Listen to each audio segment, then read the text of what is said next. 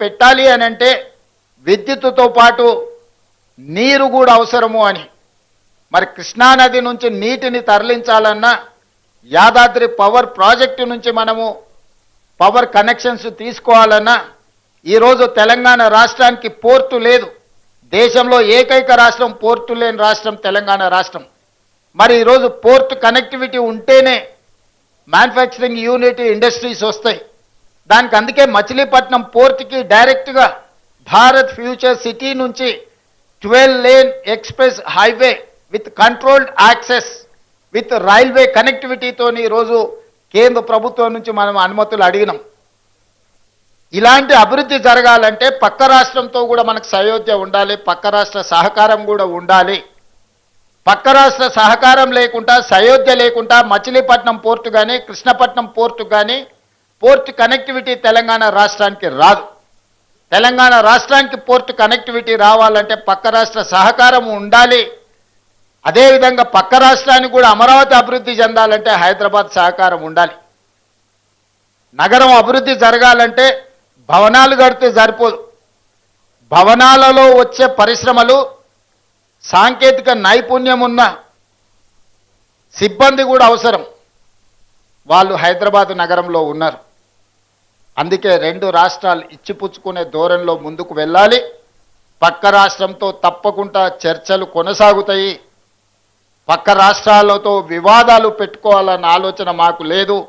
అది కర్ణాటక అయినా, మహారాష్ట్ర అయినా, ఆంధ్రప్రదేశ్ అయినా, తమిళనాడు అయినా పక్కనుండే రాష్ట్రాలతో వివాదాలు మేము కోరుకోవడం లేదు. పక్కనున్న రాష్ట్రాలతో ఉన్న సమస్యల్ని చర్చల ద్వారా శాశ్వతంగా పరిష్కరించాలని కోరుకుంటున్నాము.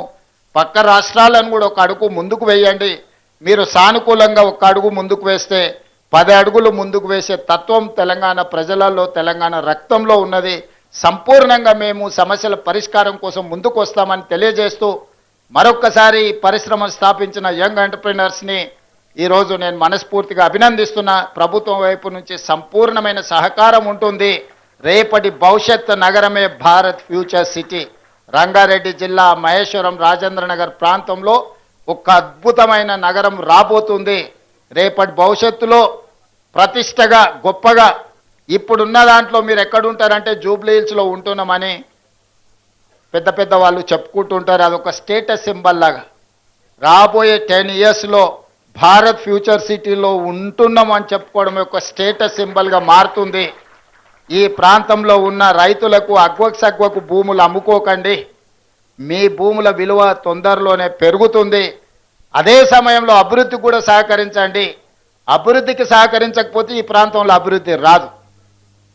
అభివృద్ధి రాకపోతే మీ భూముల విలువ, మీ ఆస్తుల విలువ పెరగదు. అభివృద్ధికి సహకరించండి. ఈ సహకారంతో మీరు రాష్ట్రము రెండు అభివృద్ధి చెందుతాయి. ఆ విధంగా సహకరించే ప్రజాప్రతినిధులకు, ముఖ్యంగా ఈ ప్రాంతంలో ఉండి ఈ అభివృద్ధి కార్యక్రమాలకు ప్రభుత్వానికి సహకరిస్తున్న కేఎల్ఆర్ గారిని, మల్రెడ్డి రంగారెడ్డి గారిని, ఇతర ప్రజాప్రతినిధులందరినీ కూడా వారిని అభినందిస్తూ మీ అందరి దగ్గర సెలవు తీసుకుంటున్న ధన్యవాదాలు మిత్రులారా.